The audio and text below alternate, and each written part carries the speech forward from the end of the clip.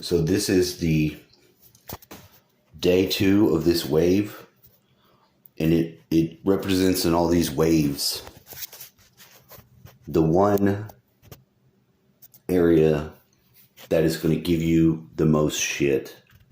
It's going to challenge you. It's going to make you wish you were never born. And if you know that, it's not so bad, because the next one, the next very day, it's already plugged in to whatever is going to be. Not only you didn't lose in this challenge against yourself, but you bested it and you provided service. Now that's real strange, because that's almost supernatural. I've thought that the whole time. I was like, there's really something going on with this. I can't even say that once you get past the third day, I even know anymore how they are actually attributed. I know that there is an actual focus or attribution, but this is where the real gold is, as far as I'm concerned, because I'm a white magnetic wizard. That's what my birthday says on my birthday when I'm born. And when I found this out, which is way later in life, I didn't start my life having no weird Mayan calendar application. I'm not saying that I jumped off the use of the old calendar and have been using this. I'm just saying that this, in some way, is far superior to what we're using for a calendar. What the fuck? I know. See, it's like, sometimes if you start a thing and you don't end it, you've done yourself a great disservice. Sometimes if you figure that out, you can save yourself a lot of trouble in life. This is sort of an advanced version of that. Why would you say something like that?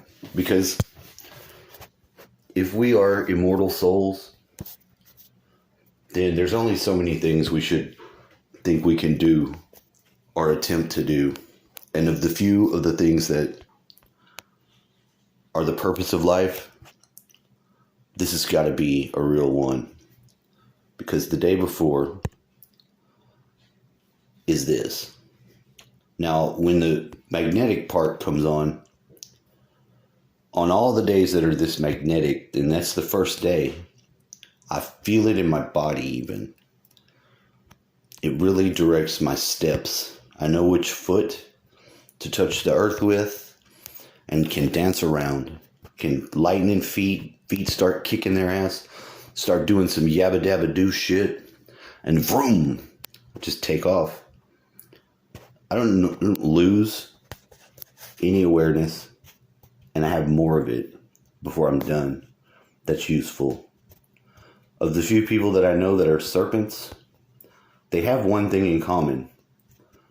They move so fast in a way, it's like they're always there at the finish line waiting for everyone else. I had this sort of awareness, and I was talking with it about my dad, because there's two people that we both know that had recently came back into life or whatever, and he also he agreed and saw this. He told me some story about one of them, which was funny, because the guy was drunk and he was driving away from some playing at the bar. That, you know, people do that out in country towns. It's a big thing out in the Austin area. You got a lot of bands.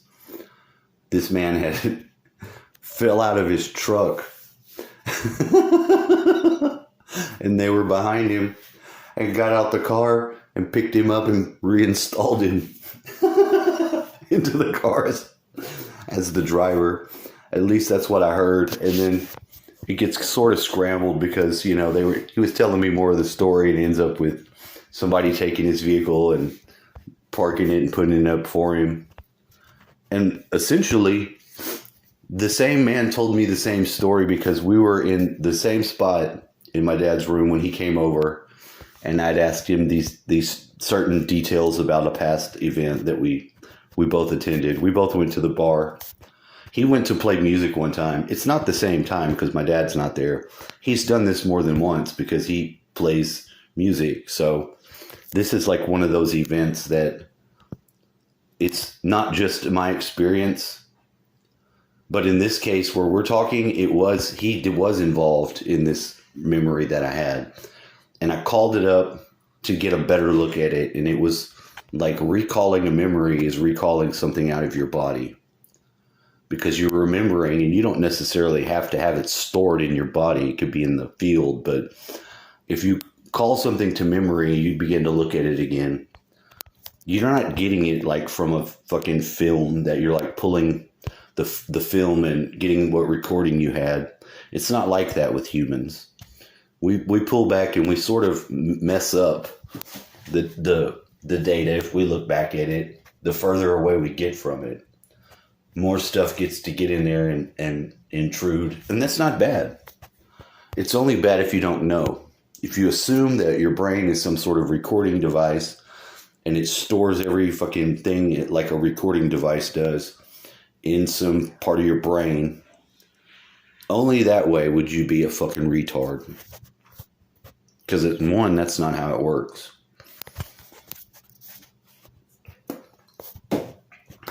I think the science people say that you don't even store memories like that. But thank God I'm not a scientist. And I can say what a woman is. Because that's all I have. I know that what the truth isn't in the matter of that. And that's all right. That's cool. That's actually even better for me. It says that this red serpent, for the person that I am, is my guide, which is like an ally or whatever, which is weird because I don't necessarily like snakes at all. But I did recently have a dream about one. It was very strange, but it was a dream that I had after going to sleep from when I had a big crazy bunch of dreams. If in the morning I then go back to sleep after discussing and bringing up some of these dreams and talking with my dad and being like, I dreamed this and this, which I did, then I have the ability to then go back to sleep and be in the same dream condensed. Like, and everyone's there, everything's like it was before in the previous dream, except now it's like I know what's going on. I don't start flying around and executing fucking extreme overlord powers. I'm in a dream, I can fly. No. And I don't think that would be useful to me anyway. It would be flying around doing shit like that. But I have some form of awareness. I am in the dream state, and I do come back with it. That's pretty cool. You know? And also I have this very strange gift, and I know it is a gift. I know it is. Because I was in there and I was talking with my dad just a minute ago, and just bringing this shit up, you know, to be like this, and this, and that. I said, did you hear what I said? And he's like, yes, I understand. I'm cognitive. Because I don't want to hit him with the fucking words of medicine whenever they're not good medicine for him. I've been trying to get that under control for a long time. And pretty much did it. And yesterday, for whatever reason, was a very, very strong day to bring some conclusions to concluding. You know, one thing that we have is this very strange card with some money on it. The amount of money, it's significant, but it's not like it's not like being rich. That's not what I'm saying. The catalog that comes with it has stuff in it that it's very strange because the catalog is got even all the items on the pages. The corners of the pages have the rainbow. Like they have color coded it to be itemized according to whatever is in the catalog. And the items which you can choose from. Some of them are real badass. Like, wait a minute, I don't ever see this in the store. What the fuck is this? Whoa. Those are the sort of things that are coming out of my mouth as I'm looking through this thing. And we've already got one of it. Last month, well, which actually from yesterday in August, last month, I was able to simply make a list using the amount of money, picking those things from the list. I called the lady. I could hear her, she could hear me, and then the stuff came super fast. I was like, good Lord. When I began to call after making the list, making it through this list, and it became difficult because the awareness of riches does get kicked in, because it does seem like there is some more value going on. And it does trigger one to be like, wait a minute, this isn't normal. But I was completely aware of that, and aware if it's not doing you any good, it's doing you harm. Because you don't want to be ever too aware of anything that you can't do something about. Like the chemtrails. My dad said, well, I went outside earlier. They fucking laid down a big chemtrail, the black one that spreads out. I think of a snake when I hear that. And I know how he feels when he says that. Because it makes him mad, and there's not a damn thing he can do about it. They lay them right on top of us. And when they lay a chemtrail right on top of you, it sort of is personal. I don't think I should feel stupid saying that, but that's exactly how I feel when I see it. But I didn't see it. It wasn't me. It was him. I said, and I brought everything I had back. Because like I said, each day will conclude itself if I let it. I was very mindful of God and my connection to God, because I did a lot of talking with him aloud to myself. I remember what's weird is there's like some background reasons to say that I worked with these guys in the past. It was two guys. One guy's name was Smokey Joe Anderson. This guy, I'll never forget his face. I could recall his face to my brain just like saying it. He had a son, which was Ray.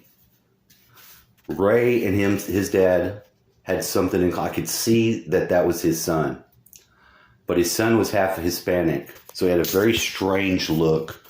And actually, he looks like my friend's daughter, because they have the same eyes. And it's very weird to like suggest that something like this is connected. But I do have this friend, and she has the daughter. It's very weird. But these things, the names fell into the background. I would see this Anderson name. You know, Mr. Anderson. I would just see it on stuff. It didn't bother me, but I looked. I read the names. I took all the weird paperwork out. The title to my truck or car, which is weird, and got this going on it. On the border, it says this is his, is this. It has that weird paperwork thing going on. I have the title to my grandmother's house. The associated paperwork that comes with it is creepy. It was first creepy because I had no idea why they have this other listings of homes where they have 10 other properties listed and the value and all the weird fucking charts and graphs. I'm like, what in the fuck is this for? This has nothing to do with what this is supposed to be. What the fuck is this? Exactly what I said. And then because of the weird chaos or the awareness of it and my ability to navigate it, I pulled all these papers out. They seem real significant. I counted the amount that I had. I looked at what they said, and I took it seriously for that day. And do you know what? It got me through it with a lot more by the end of that day than I probably ever would have got without just making that simple attempt to take it to the limit one more time.